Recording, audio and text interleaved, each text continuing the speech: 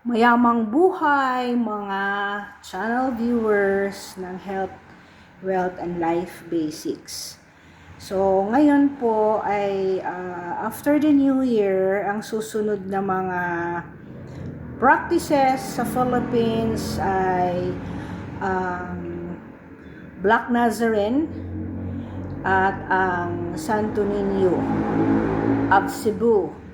I already cover the topic on the history of the Santo Niño in Cebu. So ngayon, let us move forward to see ano po ang start ng practices ng Black Nazarene sa Quiapo.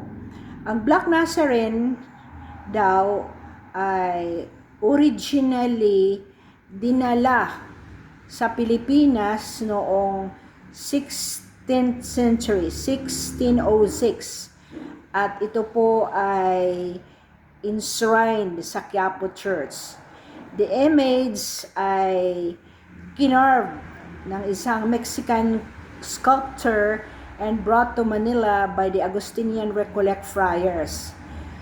Pero ang barko caught a fire on its way to Manila na char or naging itim po ang imahe ng original na fair na kahoy na complexion.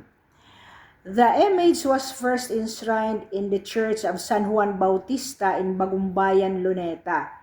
Pero ito ay iminove sa Church of San Nicolas de Tolentino in Intramuros way back 1787.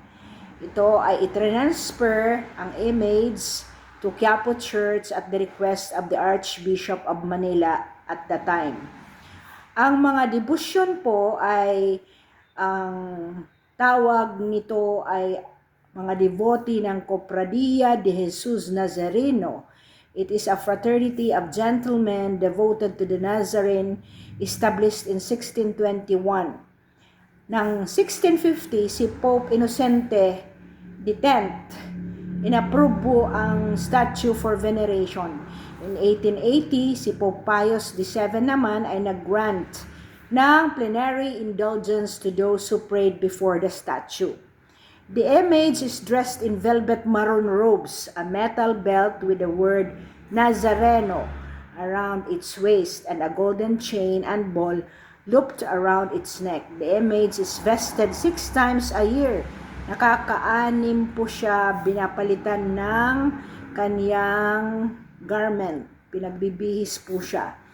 Ang procession po sa Black Nazarene, nagte-take place po by starting with a procession, and the procession ends with the image being transferred to the Adoration Chapel for safekeeping. Ang initial na feast ng Black Nazarene ay nag-start from the time in May 31, 1606 by bringing the image from Mexico to the Philippines. So, yun po. Kaya siya sinabihan na Black Nazarene, hindi po dahil black ang Nazareno na Jesucristo, but because nag-survive po siya sa fire ng ship na galing sa Mexico to Manila. So, that is why it's called the Black Nazarene. Thank you for listening, and I hope you learned something. Why people get to venerate the image of the Black Nazarene. Sana po ay mabawasan natin ang mga hindi dapat na practice na kumbaga na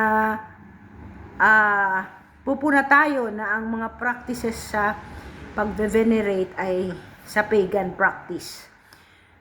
Thank you for subscribing and listening, and I hope you're enjoying my vlogs.